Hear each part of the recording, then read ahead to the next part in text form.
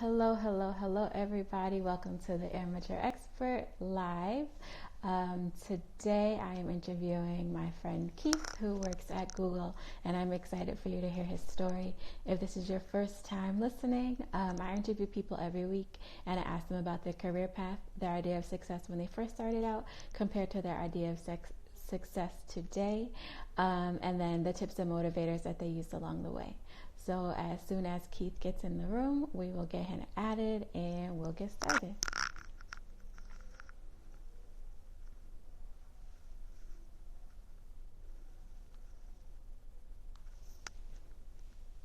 Hey, Pastor Wanda, I'm wearing my bracelet today. Check me out. Part of the 8%.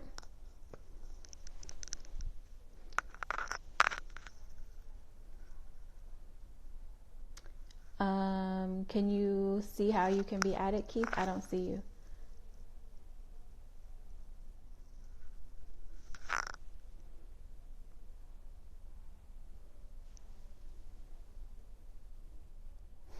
That's right, Pastor Wanda.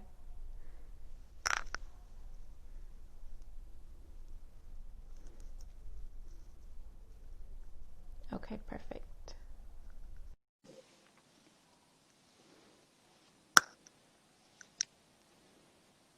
It says waiting for you to accept. There you are. Hey, Keith. What's up? What's up? How are you? I'm good. I'm tired, but I'm good. I'm happy that you're good.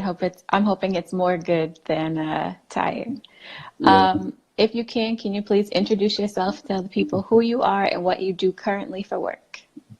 Hi, everybody. My name is Keith Parker. I'm from North Carolina. Currently, I am a program manager at Google, the world's best search engine, amongst other things. Okay.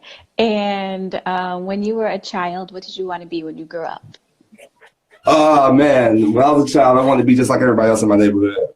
Wanted to be a football player. Just like I thought I was going to the NFL. I started out playing football on the street, ended up playing organized football, and watching the Cowboys, Emmitt Smith, Mike Irvin, Trey Aikman. Just thought I wanted to be a football player more than anything, or a baseball player.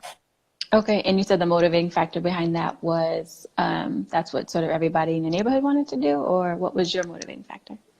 Yeah, so everybody in the neighborhood I grew up in, pretty much it was not just in the neighborhood, but in the city, it was a big sport culture. So like Fayetteville, North Carolina Cumberland County, North Carolina has one of the largest recreation programs in the country. So everybody played sports year round, football, basketball, baseball. So it was just one of those things where we would go outside. It was a football and basketball everywhere. I just gravitated more towards football. Obviously for physicality and other things, just being athletic, more physically gifted. So did play a lot of sports growing up. And what was your idea of success when you thought you would go to the league? Like as a football player, what does success look like? So success pretty much was season by season. So you start out playing football when you're like 5 years old, all the way up through middle school, high school. I had the privilege enough to play football in college.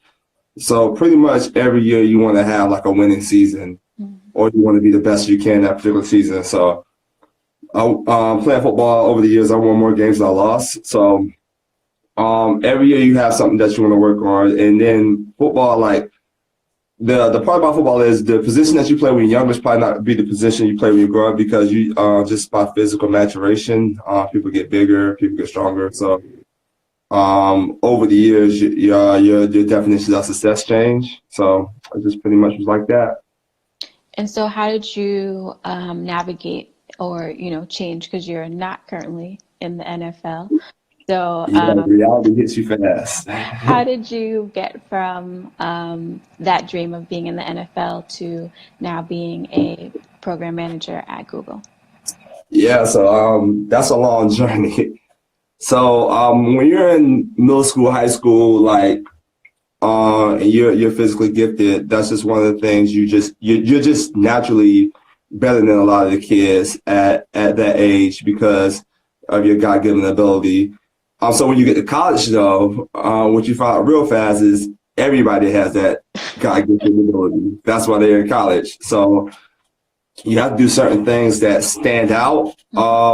So when I got to college, I realized fast, like, because I played with a few NFL players, I realized fast, like, yo, to be in the NFL, you got to be cut from a little different cloth. I mean, not saying that you still can't be a good college athlete, but like NFL athletes, they're kind of on another level. So just so happened, I mean, I really didn't have like a backup plan per se. I didn't think about a backup plan, but I was always good in school. So I always had like, I know I was going to get a job after college or do something else. I didn't know where I was going to work, but I kind of knew after I graduated college, I was going to move into some kind of field. And what was your major? So my major ended up being computer science with a minor in mathematics. And the reason why I chose computer science was so I'm a alum of Winston-Salem State University, and anybody was around during that time, like Facebook was real big. So in order to use the computer lab to get on Facebook, you had to be a computer science major in this particular building. So I was like, yo, I'm going to be a computer science major, not knowing what it took. And then I had my first programming class. I was like, yo, I'm not going to be a computer science major.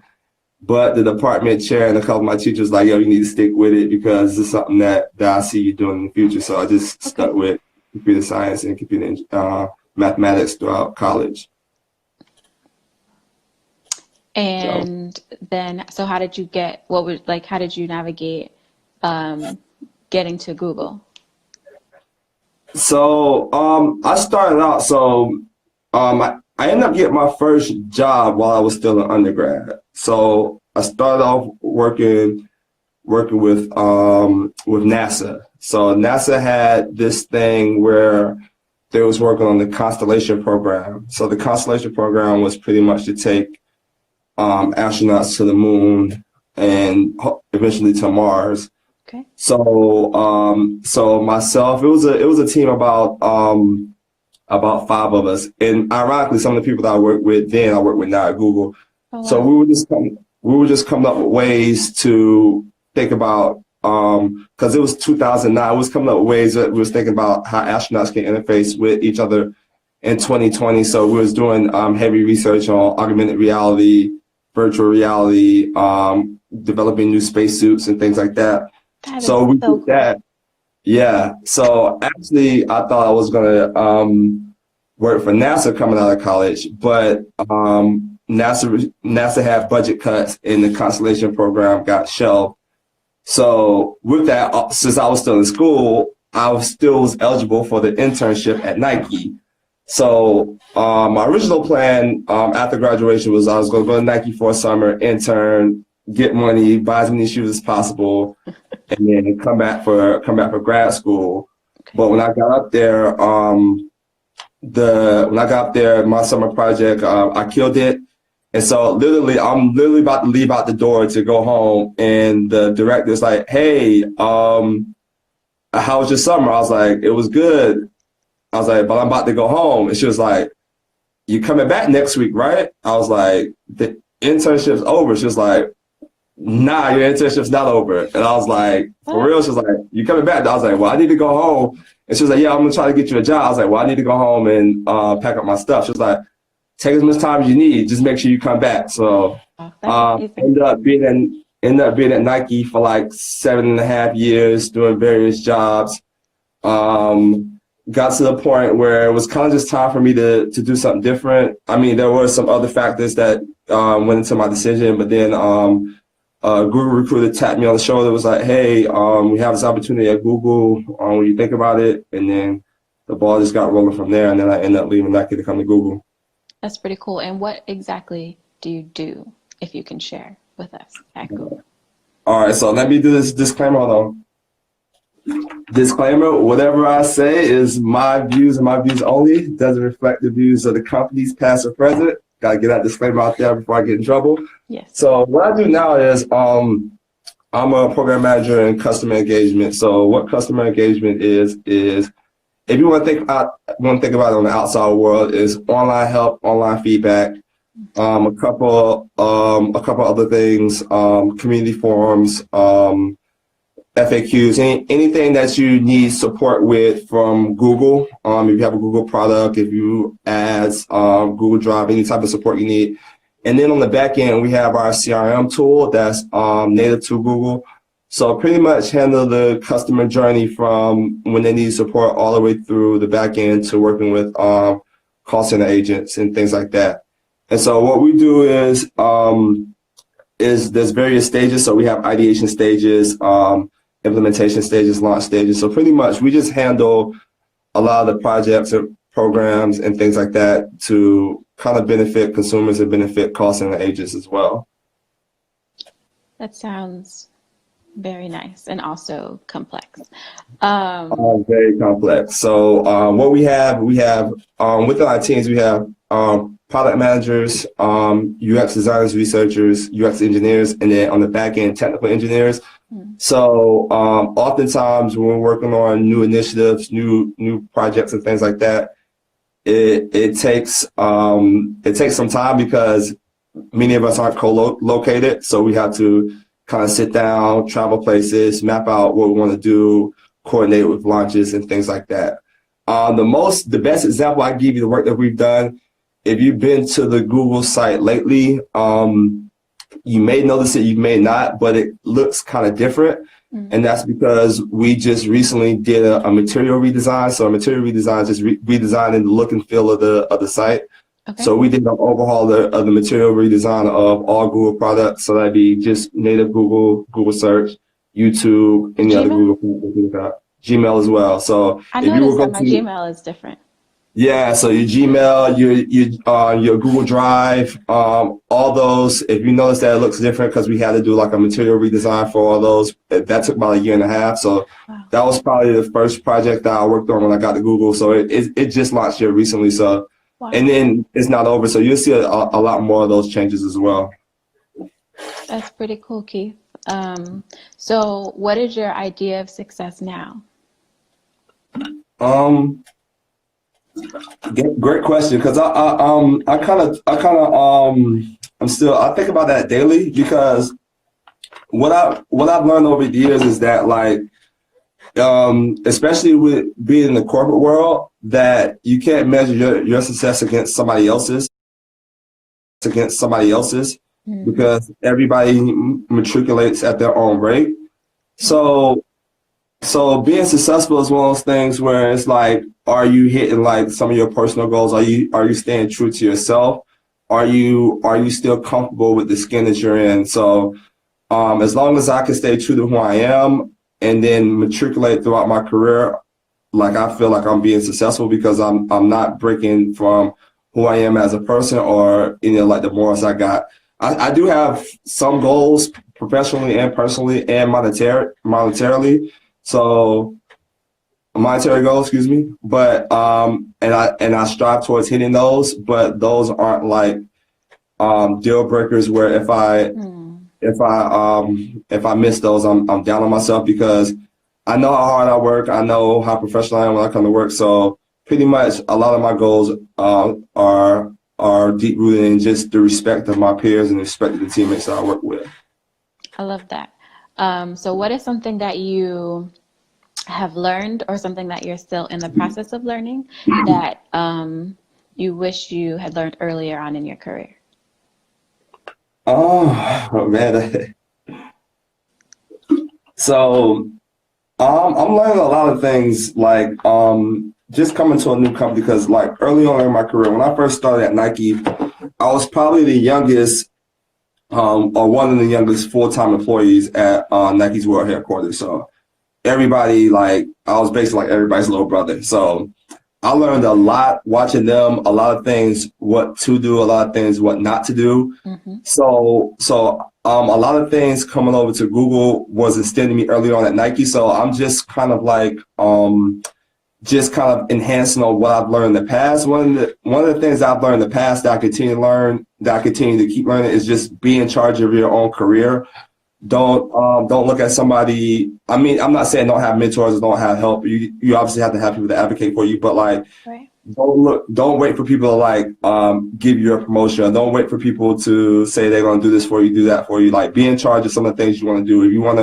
If you want a promotion, go get that promotion. If you want to switch roles or you want to make a pivot in your career, be on your own, do what you have to do, because a lot of even your managers, but a lot of people, not that they don't have your best interest in mind, but they have their own goals themselves. So just like you're trying to matriculate throughout your career, your manager is trying to elevate their career as well.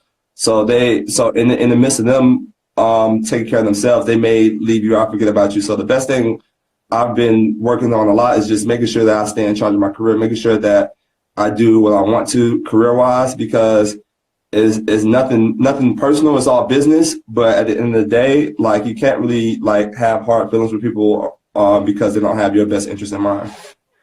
That's amazing. That's really good. That's really good. I think a lot of times people just sit and wait, and like you said, wish and hope for that promotion. But you do have some responsibility, or a lot of the responsibility, to vocalize and to put in the work to make the pivot. So that was good. Yeah. What are some tips and or motivators that you use to keep you on the course, or help you stay in the best spirits as you went along your journey? Yeah, so like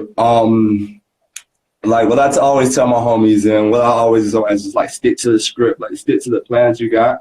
Like you can't get too high or too low, because like having confidence is real big. Like, basically you don't always have to be the loudest in the room or the smartest in the room, but you definitely need to be the most confident in the room. So with confidence, you may be right, you may be wrong, but you still have to have the confidence to be in those meetings, voice your opinions and things like that. So what kind of keeps me going, and what kind of like helps me get up day to day, is just like having confidence in the job that I do, having confidence that people are depending on me, having confidence with coming up with great ideas that impact consumers like yourself or the outside consumers. Just making sure that I'm confident in things we do. That confidence does come with bump in the road. Believe me, I've messed up a lot, a lot. So it's just like having the confidence to like not be too down, and then when you're up, having the confidence of not being too far up to make sure you stay that even keel. Because being a program manager is like this. You get little to no credit when everything's successful, but when things go bad and things break down, you're the first person they're looking at. So you definitely have to like stay level-headed around all the chaos, and just stay confident in things that are going on around you. Because one thing, when things are going bad, and if the program manager, if you're not confident, then the team going to be looking at you kind of to be like that saving grace. So if you're not confident, they're going to be like, well, I don't have no hope. Right. Then again, if things are going good, you still have to have those confidence to make sure things stay on track, so things are progressing the way you want to, because you have targets, you have budget that you need to hit and things like that. So you definitely have to stay on track, right, and be confident in the work that you're doing. Good answers. Thank you. And so we are wrapping up. That was fast. I told you it wasn't going to be that bad. Is there anything else that you'd like to add that I haven't asked you already? Nah, like I said, you have people that's on there, like, you guys can ask me pretty much anything. Like, I'm an open book. So, you got any questions? Is there any other questions that you want to ask? No, not that I can think of. I think that you did a good job sharing your story, and I think it definitely is inspiring that you have, the journey that you've sort of you painted for us. So my last question is, I call myself the amateur expert, and I claim to know a little bit about a lot. So can you please share something with me, a random tidbit of information, something that'll help me win a trivia night question, or answer a Jeopardy question? Martin question. Tommy actually did have a job on Martin. Did he? What was his job? Yeah. he was like he worked at the community center. Like if you go back to the episode with Miss Trinidad, like you find out that Tommy did have a job. It just was a running joke. And another one, Tommy last name, is it Tommy Strong? It's Tommy Strong, Strawn. It's not Tommy Strong. And how do you know that? Because I watch Martin. Like you don't watch Martin? Like everyone watch Martin. Not that often, but that is good to know because that will probably come up on a black card revoked question, and my black card is always getting revoked. So thank you. Yeah, you better get together. Hey, there's a Martin marathon on VH1. Matter of fact, you better go Google them old DVDs. you better catch up, man. How you know Martin? I mean, I don't know it that well, Yeah. but now I've got some insider information, so thank you. I do appreciate Yeah. that. Martin, Fresh Prince, Wayne's Brothers. You gotta get on all that. Yes, Yeah. you are correct. But thank you, sir, for being on the show. I appreciate your insight and look forward to seeing people are laughing at me. And As they should be. Ashley said that she knew that. So Lies. thank you for being That's cat. But okay. thank you for being on the show, and look forward to see the updates that you're doing in Google and seeing how you progress in your future. So thank you so much. Yeah. Thanks for having me.